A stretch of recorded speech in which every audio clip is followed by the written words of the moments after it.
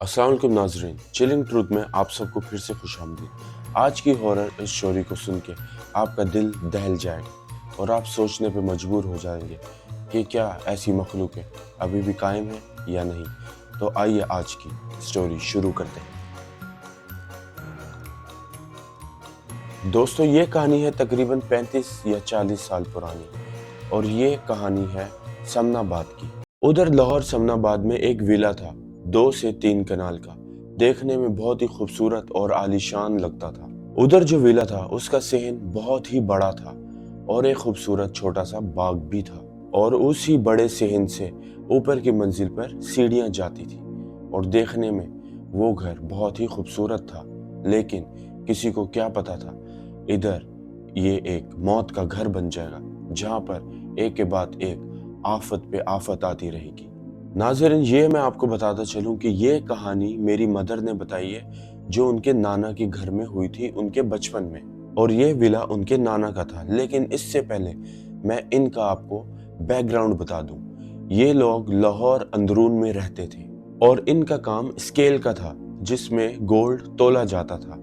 इनका घर भी गोल्ड मार्केट में था और बहुत सी बिल्डिंग्स, बहुत सी दुकानें इनके नाम थी और ये बहुत रिच थे। बहरहाल इनका बहुत अच्छा घर था लाहौर अंदरून में। लेकिन इन्होंने सोचा कि अब फैमिली बड़ी हो चुकी है तो इनको यहाँ से अब मूव होकर कहीं और जाना चाहिए। इनकी फैमिली में खालाएं, मामू, नाना, नानी और बच्चे, तो इनकी फैमिली काफ़ी बड़ी थी।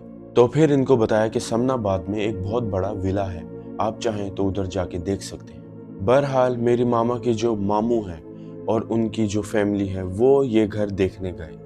उनको ये घर बहुत ही ज़्यादा पसंद आ गया और उन्होंने डिसाइड कर लिया कि हम लोग यहाँ पर शिफ्ट होंगे। जब ये ही बात नाना को पता चली तो नाना ने कहा कि मैं ये घर जहाँ पर वो अंदरून में रहते थे नहीं छोड़कर जाऊंगा, क्योंकि इधर मेरा दिल लगता है और मेरा कहीं पर जाने का दिल नहीं चाहता। और उन्होंने कहा कि मेरा दिल नहीं मानता कि तुम लोग इस घर को छोड़ के सामनाबाद वाले विला में जाओ। मेरी मामा के नाना जहाँ पर अंदरून में रहते थे अपने घर में, वहाँ पर जिन्नात भी थे और मेरी मामा ने वो अपनी आंखों से देखे भी थे।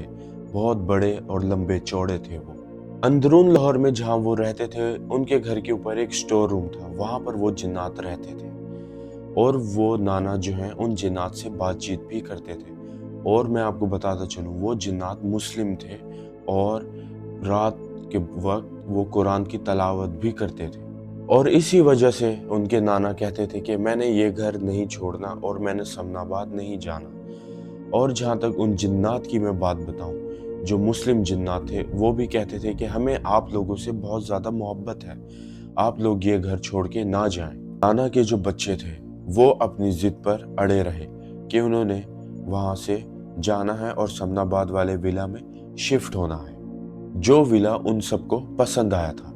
और जहाँ पर इनका पूरा घर था, जहाँ पर मेरी मामा के नाना रहते थे, उन्होंने उन जिन्नात से भी कहा कि आप भी हमारे साथ चलें। लेकिन उन जिन्नात ने कहा कि हम यहाँ से जा नहीं सकते कहीं भी, क्योंकि उनको हुक्म नहीं है जाने का।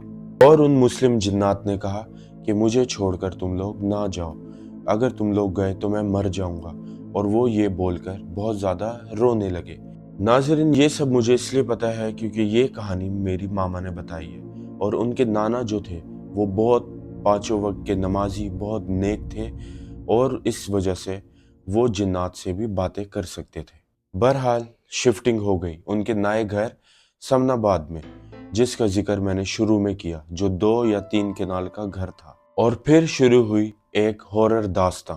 दोस्तों, जब पहली रात हुई ये लोग उधर शिफ्ट हो गए थे और जब सोने लगे तो उनके नानों को अजीब सी घबराहट होने लगी और वो बेचैन होने लगे।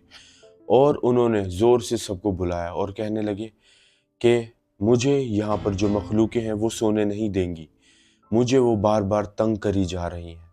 उनके नाना ने बताया कि इधर जो बदरूहें रहती हैं और उनकी हाइट छत तक लगती है और वो बहुत लंबे लंबे हैं और वो चाहते नहीं कि हम लोग इस घर में रहें। और उस घर में अक्सर इन लोगों को हिंदू औरतें नजर आती थी, हिंदू ड्रेस में, लहंगा चोली के साथ। और वो जो है पूजा की थाली भी पकड़ी हुई थी और सिंदूर भी लगाया होता था उन मखलूक ने। और मेरे मामा के जो बड़े मामू थे وہ بھی اکثر ان عورتوں کو دیکھتے تھے کہ وہ سیڑھیاں چڑھ کے اوپر جا رہی ہیں یا نیچے آ رہی ہیں۔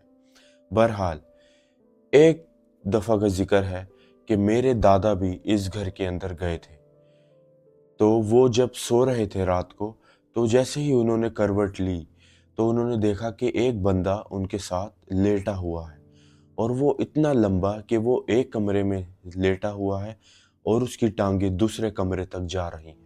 تو ان سب چیزوں کے بعد ان کے گھر والے عجیب چیزیں محسوس کرنے لگے اور عجیب چیزیں ان کو نظر بھی آنے لگی۔ ان کے نانا کہتے تھے کہ مجھے اس گھر سے واپس پرانے گھر میں لے چلو، کیونکہ میں یہاں پر بہت تنگ ہوں، مجھے یہاں پر بد روحیں ستاتی ہیں اور بہت ہی تنگ کرتی ہیں، تو مجھے واپس پرانے گھر میں لے چلو۔ لیکن ان کی بات کسی نے نہیں مانی اور وہ اسی گھر میں رہتے رہے، اور تھوڑے ہی دن بعد ان کا اسی گھر میں انتقال ہو گیا۔ ان کے گھر والوں کو لگا کہ یہ جو ہے ایک نیچرل ڈیتھ ہے، اور ان کے انتقال کی خبر سن کے پورا گھر جو ہے، ان کے بچے، میری ماما کی خالائیں، ان کے بچے سارے ان کے گھر رہنے کے لیے آ گئے۔ میری ماما کی جو خالوں کے بچے تھے اور میری ماما سمیت خود، جب وہ لوگ رات کو سو رہے تھے تو ادھر انہوں نے دیکھا کہ بڑی بڑی لمبی لمبی مخلوقیں آ گئی ہیں یا بدروئیں آ گئی ہیں، اور ادھر ان کی 2 ممانیاں بھی تھیں ان کے گھر۔ ان ممانیوں نے بھی ان روحوں کو دیکھ لیا تھا، تو جب بچے چادر پہ سو رہے تھے تو ان دونوں نے ان کی چادریں کھینچ کے ایک دوسرے کمرے میں لے کے گئی، تو وہ مخلوقیں دوسرے کمرے میں بھی آ گئیں، پھر وہ تیسرے کمرے میں گئیں، ایسے ہی چلتا رہا۔ تو وہ زور زور سے چلانے لگی کہ آیت الکرسی پڑھو، اللہ کا کلام پڑھو، اور وہ خود اللہ کا کلام یا آیت الکرسی پڑھتی رہیں بچنے کے لیے۔ اور وہ مخلوقیں زور زور سے کہنے لگیں کہ آج ہم ان بچوں کو نہیں چھوڑیں گے اور ان بچوں کو لے کر جائیں گے۔ تو وہ جو ممانیاں تھیں، ممانیاں مطلب میری ماما کے ماموں کی بیویاں، وہ رونے لگیں اور زور زور سے چلا چلا کے کہنے لگیں کہ بچوں کلمہ پڑھتے رہو، کلمہ پڑھتے رہو۔ تو اسی وقت وہ جو چیزیں تھیں وہاں سے غائب ہو گئیں، چلی گئی تھیں۔ ایسے ہی ٹائم گزرتا گیا اور حادثات بھی ہونے لگے۔ کسی کو کوئی شیشے کے پاس کھڑا ہوا دکھتا تھا اور جیسے ہی دوبارہ دیکھتے تھے تو غائب۔ ویسے ہی کوئی صحن میں کھڑا ہوا دکھتا تھا۔ حالانکہ بات اس حد تک پہنچ گئی تھی کہ رات کو جب سارے سونے جاتے تھے تو کچن میں پلیٹیں ٹوٹنے کی آوازیں آتی تھیں، اور جب یہ بھاگ کے کچن کی طرف جاتے تھے تو کچن میں کچھ بھی نہیں ہوتا تھا، جیسے سامان رکھا ہوتا تھا ویسے کا ویسے ہی پڑا ہوتا تھا۔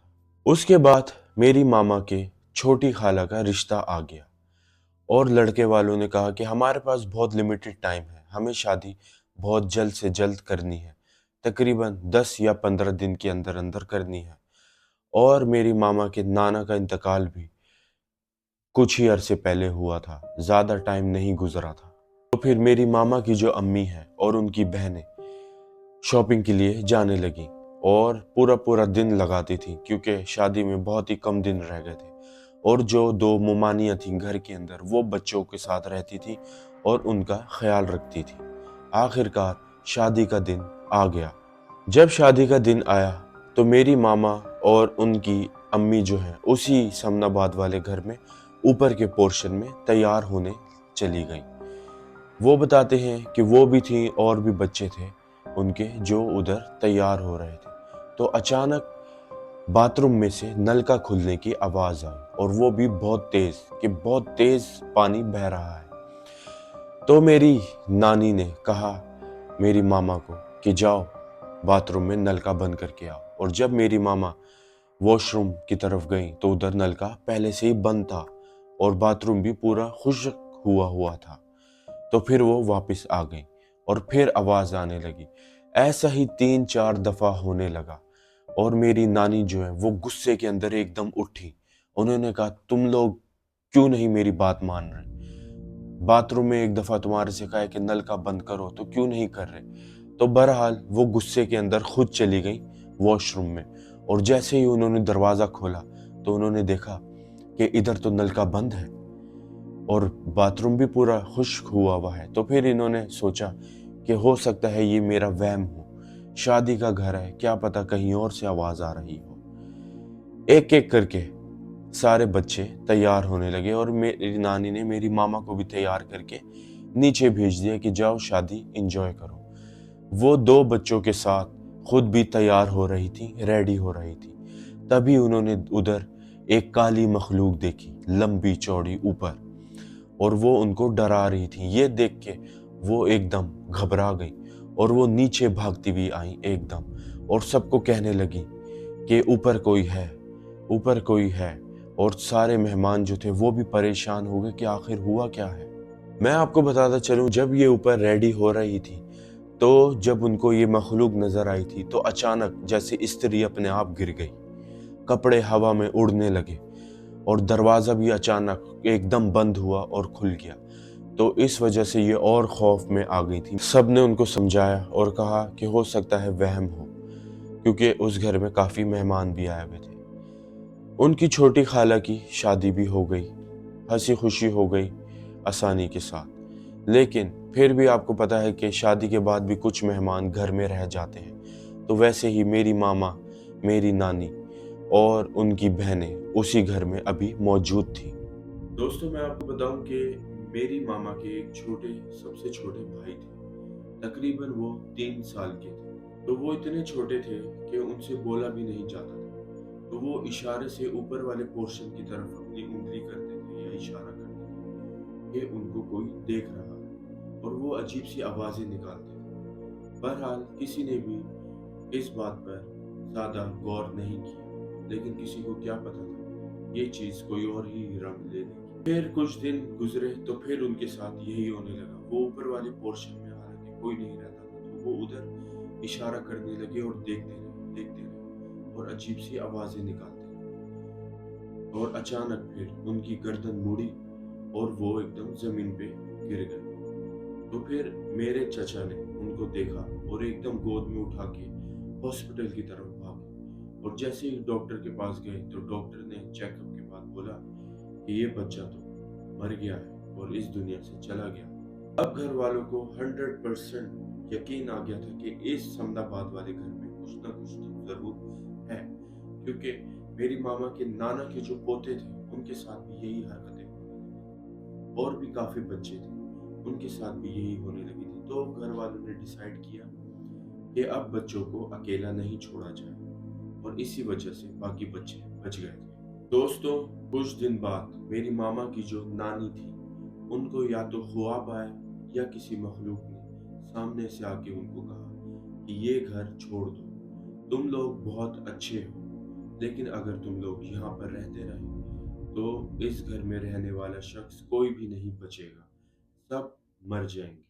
तो फिर इन्होंने ये घर सोचा कि छोड़ दें, और फिर इन्होंने ये घर सेल कर दिया और कहीं और परचेज करके रहने लगे।